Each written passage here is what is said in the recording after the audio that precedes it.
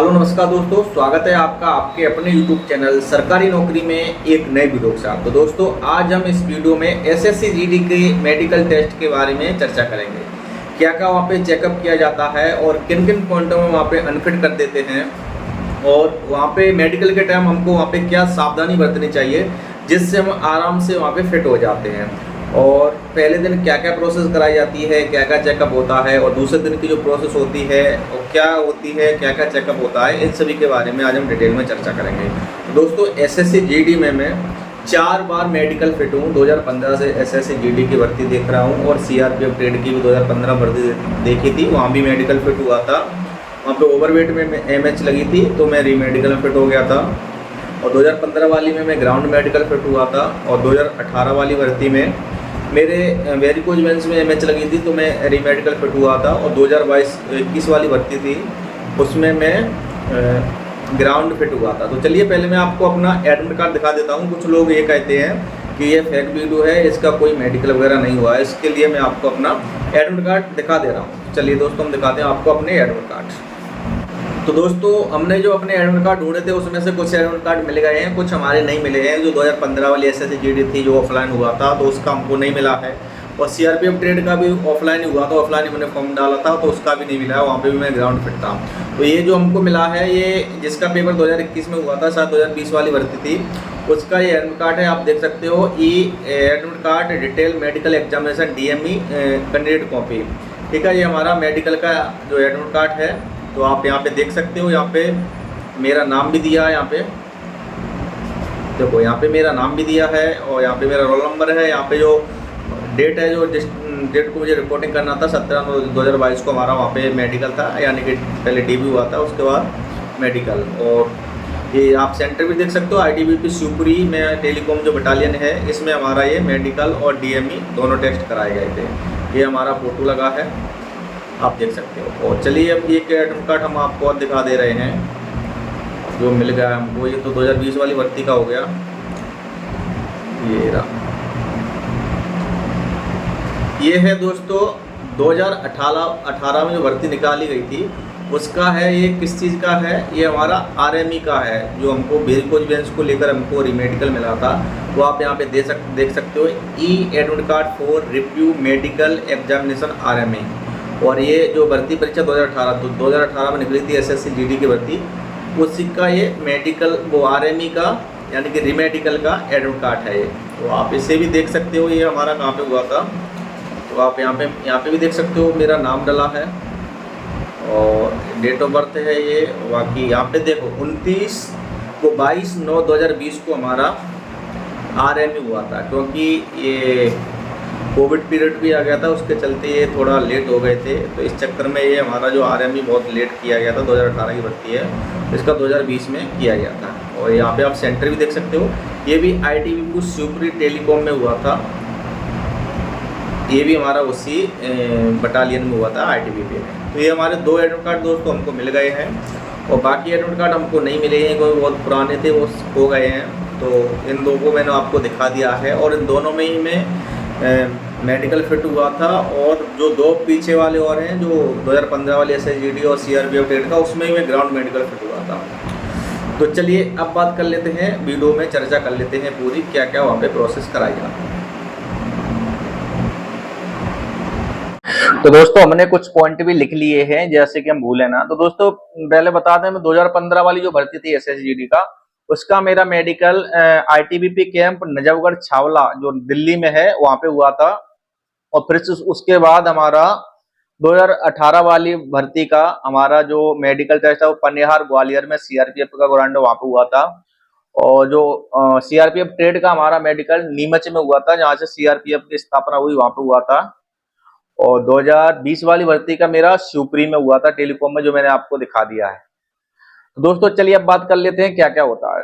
तो पहले दिन क्या क्या कराया जाता है। जैसे आप वहां पे रिपोर्टिंग करते हो तो सबसे पहले आपको वहां पे डॉक्यूमेंट वेरिफिकेशन कराया जाएगा। जो भी आपके पूरे डॉक्यूमेंट हैं चेक किया जाएगा। 10th मार्कशीट क्या है, वैसे 10th ही करते हैं, अगर आपको 12th है तो 12th वहां पे लगा सकते हो।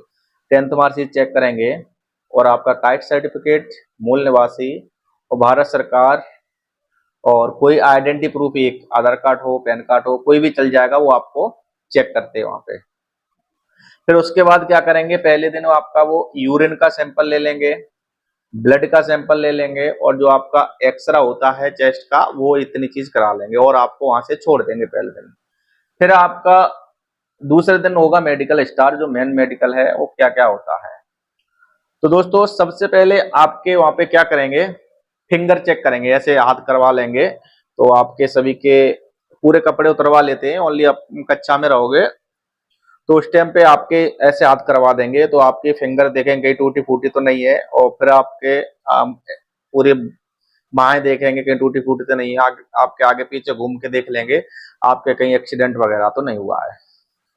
फिर उसके बाद आपसे क्या करवाएंगे, वो नजफगढ़ में मेरे से करवाया गया था, उठक बैठक भी लगवाई थी। उठक बैठक इसीलिए लगवाई जाती है क्योंकि अगर बाई चांस किसी का एक्सीडेंट वगैरह हुआ हो तो वो उठक बैठक सही से नहीं लगा पाता, उसको प्रॉब्लम आती है, तो वहां पे उठक बैठक भी लगवाई गई थी।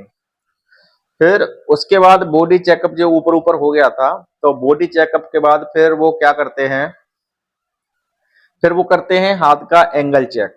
जैसे कई की प्रोसेस आगे पीछे हो जाती है, उसकी कोई दिक्कत नहीं, एंगल चेक करते हैं। आपका हाथ क्यों रखेंगे, अगर वो बॉन मीटर होता है अगर उससे चेक करते हैं वो, तो वहां से अगर आप 20 एंगल आपका 20 है, उससे कम है तो कोई दिक्कत नहीं है, और 22-23 रहता है तो आपको वो एंगल में एमएच लगा देते हैं।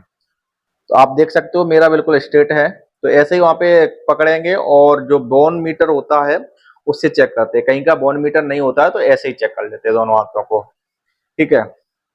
फिर उसके बाद हाँ, ये एंगल वाला सिस्टम दोस्तों पनियार में बहुत ज्यादा वहां पे मेडिकल दिया था, रिमेडिकल अनफिट किया था, यानी एमएच लगाई थी, क्योंकि वहां पे एक नया डॉक्टर था, एक बुढ़ा डॉक्टर था। जो बुढ़ा डॉक्टर था वो थोड़े बहुत बंदों को पास भी कर रहा था, जो नया डॉक्टर था वो 30 बंदों में से मात्र 9 या 10 बंदों को ही फिट कर रहा था, बाकी सभी को एमएच लगा रहा था वो, ठीक है। तो कहीं का डॉक्टर अच्छे भी होते हैं तो वो एमएच कम लगाते हैं। फिर वो क्या करेंगे, वेरिकोज वेन्स चेक करते हैं। तो वेरिकोज वेन्स दोस्तों कैसे चेक करते हैं, तो वेरिकोज वेन्स चेक करते हैं जैसे पनियार में तो हमसे क्या किया गया था कि सीढ़ियां चढ़वाई थी, जो सीढ़ियां थी वहां पे 8-10 सीढ़ी होंगी, बोला था 5 मिनट इन पे पंजों के बार चढ़ो उतरो, पंजों के बाद चढ़ो उतरो, पंजों के बाद चढ़ो उतरो।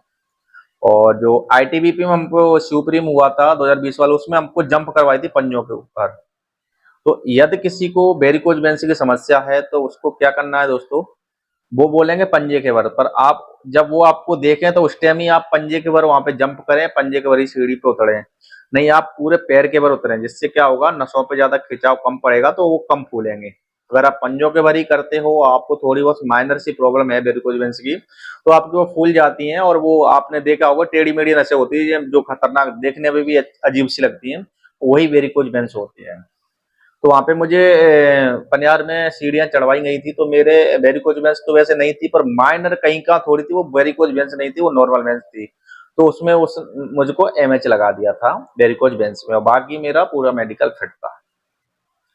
और जो शिवपुरी में हुआ था मेरा 2020 में हुआ था, तो जो मेरे माइनर प्रॉब्लम थी उसको मैंने सही करवा लिया था, इंजेक्शन लगवाया था एक, और तो मैं उसमें भी आरएमई पास हो गया था, और इधर भी हम ग्राउंड मेडिकल फिट हुए थे। अगर किसी को वेरिकोज वेन्स की समस्या है तो दोस्तों कमेंट करके अवश्य बताएं, क्योंकि वेरिकोज वेन्स का जो इलाज है वो कोई 50,000 से कम नहीं करेगा, और ऑपरेशन करते हैं, ऑपरेशन वहां पे मान्य नहीं करते हैं, और वहां पे आपको अनफिट कर देंगे। हमारे पास ऐसा इलाज है, ज्यादा पैसों का भी नहीं है, बिल्कुल नॉर्मल बजट में है, जो हमने कराया था। एक डॉक्टर है हमारे परिचय का, वो अपने घर पे इलाज करता है, तो उससे हमने करवाया था एक, तो हमारा सस्ते में निपट गया था, और हम बिल्कुल फिट हो गए थे, ना तो ऑपरेशन फॉपरेशन कुछ नहीं हुआ था। डॉक्टर ने यही नहीं पकड़ पाया था कि तेरे वेरिकोज वेन्स किस पैर में है, समझ रहे हो। तो इस कदर का हमारे पास इलाज है। तो अगर आपको किसी को वेरिकोज वेन्स की समस्या है तो वो कमेंट करके अवश्य बताए, उसकी पूरी सहायता की जाएगी, ठीक है। फिर उसके बाद फ्लैट फुट चेक करते हैं। फ्लैट फुट क्या चेक करते हैं, पानी फर्श पे डाल देते हैं, और पानी फर्श पे डालने के बाद आपको पहले पानी में, फिर पानी के बाद बाहर से चलवाएंगे। अगर आपका फ्लैट फुट है तो वहां पे पैर पूरा छपेगा, और फ्लैट फुट नहीं है तो पैर आपका थोड़ा कट के छपेगा, तो आपका फ्लैट फुट नहीं है। अगर दोस्तों आपको फ्लैट फुट जैसी कोई समस्या है, अगर वास्तव में फ्लैट फुट है तो ठीक होने के कम चांस है। अगर थोड़ा बहुत है तो आपको क्या करना है, जूते के अंदर एक या तो काठ का कुछ बनवा लें, या तो कपड़े का कुछ ऐसा गोल गोल सा चपटा होकर रखें, और ज्यादातर उसी में चले, 1-2 महीने प्रैक्टिस करें, तो आपको अगर थोड़ी बहुत समस्या होगी तो वो फ्लैट फुट आपका घर पे ठीक हो जाएगा।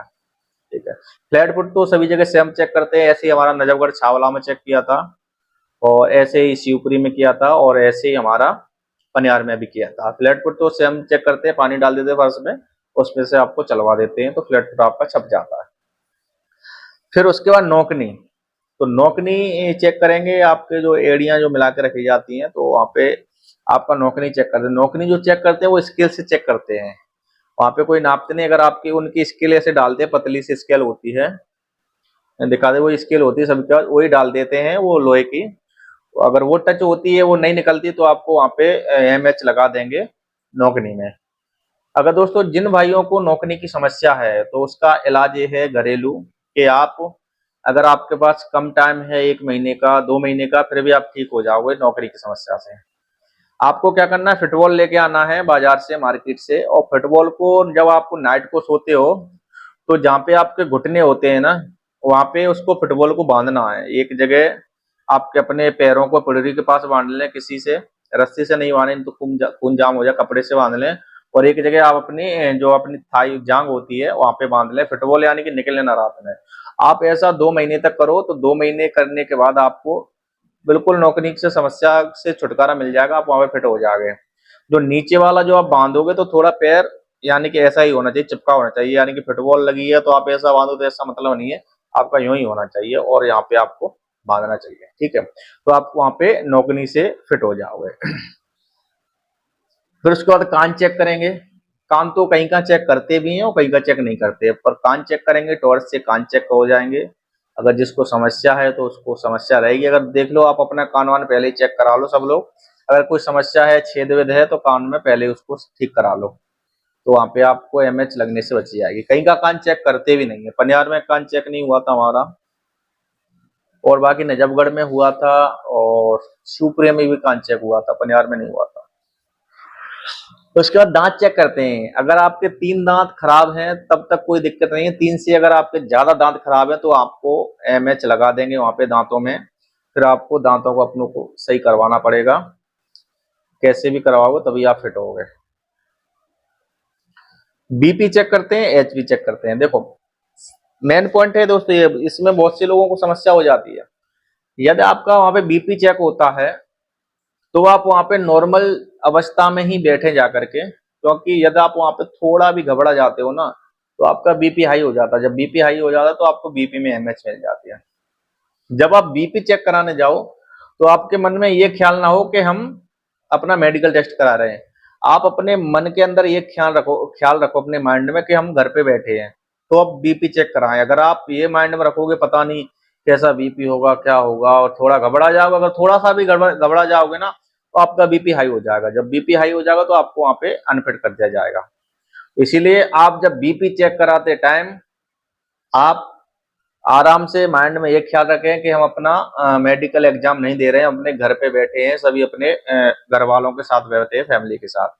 बीपी चेक करते टाइम वो लोग आप पे कोई किसी प्रकार का प्रेशर नहीं डालते हैं, ज्यादातर नॉर्मली बात करते हैं, तो आप नॉर्मल बातों का जवाब बड़े आराम से दें, जल्दबाजी में जवाब ना दें। अगर आप जल्दबाजी में जवाब दोगे तो आपका बीपी हाई होने का चांस बन जाता है। ठीक है, चलिए अब डिस्टेंस विजन। जो डिस्टेंस विजन होता है दोस्तों, आपकी आंख में डिस्टेंस विजन 6/6 होना चाहिए, ज्यादातर दोनों आंखों में, वैसे लेफ्ट आंख का कहीं का 6/9 पे भी फिट कर देते हैं, नहीं दोनों आंखों का मेरे हिसाब से 6/6 ही होना चाहिए डिस्टेंस विजन, तभी आप वहां पे फिट होगे। आप क्या करो, अपने गूगल से सर्च करो डिस्टेंस विजन चार्ट, उस चार्ट को निकालो, और आप अपने घर पे कितने 6 मीटर की दूरी पे उसको लगा लो, और उसके बाद आप अपनी एक एक आंख बंद करके दोनों आंखों को चेक कर सकते हो। जो सबसे नीचे की लाइन होती है 6/6 होती है, उसके ऊपर की लाइन 6/9 होती है, उससे ऊपर की लाइन 6/12 होती है, उससे ऊपर की लाइन 6/18 होती है, उससे ऊपर की लाइन शायद 6/36 होती है। तो आप नीचे की लाइन पे ज्यादातर फोकस करें, अगर जिसको प्रॉब्लम भी है तो उस लाइन को रट ले, 2-3 चार्ट आते हैं उनको मंगवा ले, और उस लाइन को रट ले, और वहां पे अंदाजे से वो बता भी सकता है। तो डिस्टेंस विजन जैसे वो आपकी जब चेक करते हैं ना, तो जैसे वो ये आंख आपकी कुछ रखेंगे, तो आपको क्या करना है, उस टाइम आप अपनी आंख बंद नहीं करना, आंख को इसको खोल के ही रखना। अगर आप बंद कर लेते हो, बंद करने के बाद एकदम खोलते हो, तो आंख से इससे धुंधला दिखाई देता है, आपको क्या करना है, डिस्टेंस जब चेक होगा तो अब वो आपके ऊपर आप पे कुछ भी हाथ लगाएंगे या कुछ भी कागज रखेंगे तो आपको भी क्या करना है, आंख को ऐसे ही खुली रखना है। जब इस पे लगाएंगे तो इसे आंख को भी खुली रखना है, बंद यानी कि आंख को नहीं करना। बंद करोगे तो धुंधला दिखाई देगा, तो आप वहां पे अनफिट हो सकते हो। ठीक है, चलिए। अब है नियर विजन। नियर विजन बिल्कुल पास से पढ़वाते हैं, छोटे छोटे अच्छे लिखे होते हैं तो उनको भी आप बड़े आराम से पढ़ें, घबराने की जरूरत नहीं है। कुछ शब्द ऐसे भी हैं जो पुराने टाइप के लिखे हैं, आ बना होता है जैसे पा टाइप का, वो भी आते थे, हमने जब पढ़ा था तो वही आते थे, तो आप आराम से पढ़ें उसको भी। अब हो गया कलर विजन। तो कलर विजन को दोस्तों आप अपने फोन पे भी चेक कर सकते हो कलर विजन को। और अगर आपको कलर विजन है तो आपके लिए एक ही उपाय है। मेरे साथ मेरा दोस्त था शिवपुरी करेरा में, जो रीमेडिक वो शिवपुरी टेलीकॉम में ही उसका रीमेडिकल था, हम रीमेडिकल वेरिकोज वेंस में थे, वो रीमेडिकल था कलर ब्लाइंडनेस में। तो उसने क्या किया था, पहले वो कलर ब्लाइंडनेस में एसएसजीडी की भर्ती में छट गया था, बाहर कर दिया था। जब दूसरी एसएसजीडी की भर्ती आई थी तो उसने क्या किया था, कलर ब्लाइंडनेस की किताब को मंगा लिया था, पूरी जो कलर विजन की किताब है उसमें उसने हर पन्ने को रट लिया था, हर पन्ने को रट लिया था, ऐसा रट लिया था कि वो बता देता था, अगर अंदाज से बता देता वो ये नंबर है। तो वहां पे वो उसने क्या किया था, रट के गया था, 2 महीने उसने प्रैक्टिस की थी हैवी, और वो वहां पे डीएमई में कलर विजन तो पास हो गया था, लेकिन उसको भी वेरिकोज वेंस की एमएच लगी थी, जो हम दोनों साथ ही पास हुए थे शिवपुरी टेलीकॉम ग्राउंड में। उस वो भी वेरिकोज वेंस में पास था, हम भी वेरिकोज वेंस में पास थे। ठीक है, तो अगर आपको कलर ब्रांड की समस्या है कलर विजन की, तो आप मार्केट से बुक मंगा लें और बुक को 2-3 महीने ऐसी प्रैक्टिस करें कि आप अंदाजे से ही बताया जाए ये फलाना नंबर है, ये फलाना नंबर है। ठीक है, उसके बाद फिर आपकी हाइट और वेट नापेंगे। अगर आपका हाइट के हिसाब से वेट है, पहले वेट फिजिकल में कराया जाता है, अगर फिजिकल में वेट ज्यादा होता है तो आपको बोल दिया जाता है कि मेडिकल के टाइम आप इतना वेट कम करके लाएं। फिर भी आप वेट कम करके नहीं लाते हो तो आपको एमएच लगा दिया जाएगा। दोस्तों सबसे फर्स्ट मेडिकल हुआ था मेरा सीआरपीएफ ट्रेड का, और मुझको उसमें वेट में ही एमएच लगाई थी, मेरा ओवर वेट था 3 kg। तो आप वेट का अवश्य ध्यान रखेगा। अगर आपका वेट 2-3 kg ज्यादा है तो उसके लिए उपाय ये है कि आप जिस दिन मेडिकल है ना उससे शाम से, जैसे कल मेडिकल है तो आज शाम से खाना नहीं खाओगे आप बिल्कुल भी, पानी थोड़ा पियोगे। कल सुबह खाना बिल्कुल नहीं खाओगे, पानी पियोगे। जब तक मेडिकल नहीं हो जाता है तो आप पानी बंद कर दो, सुबह थोड़ा पीने के बाद पानी बंद कर दो, तो आपका 3 किलो आराम से वजन आपका कम हो जाएगा। 3 किलो तक ज्यादा है तो आप वहां पे फिट हो जाओगे। फिर उसके बाद ये सब चेकअप होने के बाद फिर आपके वो टैटू वगैरह चेक करते हैं। अगर कोई डॉक्टर खराब हुआ उसको अगर आपको अनफिट करना है तो वो आपको जो उसके बाद लास्ट चारा यही है कि आपको टैटू अनफिट कर देगा। तो आपकी बॉडी पे किसी भी तरह का टैटू नहीं होना चाहिए। आप कहीं बोलते हैं ना कि इतने एमएम का होना चाहिए, इतने एमएम का, ऐसा कुछ नहीं है दोस्तों। उनको अगर अनफिट करना है तो वो टैटू में ही अनफिट करेंगे, और बाकी अगर माइंड अच्छा है डॉक्टर का तो कोई दिक्कत नहीं है। फिर उसके बाद जो आपका बचता है गुप्त परीक्षण। गुप्त परीक्षण क्या, पाइल्स चेक होगा आपका, साइड में ले जाया जाएगा, कच्चा डाउन करवाएंगे, पाइल्स चेक कराएंगे, और आपके जो अंडकोश है उनको भी चेक करेंगे। तो अंडकोश क्या होगा दोस्तों, कुछ डॉक्टर बोलते हैं कि अंडकोश दिखाओ, तो कुछ लड़के क्या करते हैं ऐसे पकड़ते हैं, तो अंडकोश तो ढक जाते हैं इससे। तो आपको ऐसे नहीं पकड़ना, आपको अंडकोश को ऐसे पकड़ना है पीछे से थोड़ा उठा के, तो आपके आराम से दिखाई देंगे। ठीक है, इस चीज का ध्यान रखना। अपने बाल बाल साफ करके जानी, वो लोग गाली देते हैं, और फिर वो बोलेंगे आपसे चमड़ी खोल, तो अपनी चमड़ी खोलना है। ये सब चीज वहां पे चेक किया जाएगा। तो उसमें किसी चीज को शर्माना नहीं है, आपको हंसी वसी तो आएगी भी नहीं, क्योंकि वहां पे डर ही इतना रहता है। तो आप बड़े आराम से वहां पे नॉर्मल रहें, ना तो घबराएं ना ही वीक रहें। जो भी वो आराम बात पूछते हैं तो आराम से वो आप उसका जवाब दीजिए। तो दोस्तों ये मेडिकल की जो पूरी डिटेल थी, यही प्रक्रिया कराई जाती है मेडिकल में हर जगह। जानकारी अच्छी लगी हो दोस्तों तो वीडियो को लाइक से जरूर करें, और अगर आपको किसी भी प्रकार की समस्या है तो आप कमेंट में अवश्य लिखें, उसका जरूर आपका समाधान किया जाएगा, हेल्प की जाएगी। क्योंकि मैं दोस्तों 4 बार मेडिकल फिट हुआ हूँ और मुझे पूरी नॉलेज है कहाँ पे क्या क्या चेक होता है, और ज्यादातर मैंने आपको बता दिया है, और उसको बचने के थोड़े उपाय भी बता दिए, आपको ऐसा ऐसा करें तो बच जाओ। वेरिकोज वेंस की रही बात दोस्तों, तो वेरिकोज वेंस का तुम्हारे पास ऐसा इलाज है, मात्र 4 दिन के अंदर ही आपकी वेरिकोज वेंस खत्म हो जाएंगी, कोई भी प्रॉब्लम नहीं होगी। वैसे तो 15 दिन का टाइम उसका फिक्स रहता है, लेकिन आपके पास 15 दिन का टाइम नहीं तो 4 दिन में ही वेरिकोज वेन्स आपकी खत्म हो जाएंगे। उसके लिए आप कमेंट करें। तो दोस्तों यदि आप हमारे यूट्यूब चैनल पे नए हैं तो चैनल को सब्सक्राइब कर बेल आइकन का बटन प्रेस जरूर करें। और दोस्तों एनटीपीसी के रेलवे में बहुत सारी वैकेंसी आ चुकी है, जिसकी मैंने जॉब प्रोफाइल के ऊपर वीडियो बना दिया है। तो आप सबकी, अगर आप एनटीपीसी का फॉर्म डालना चाहते हो तो सबकी जॉब प्रोफाइल को देखने के बाद ही एनटीपीसी का फॉर्म फिल करें। तो धन्यवाद दोस्तों, मिलते हैं अगले वीडियो में किसी नए टॉपिक के साथ।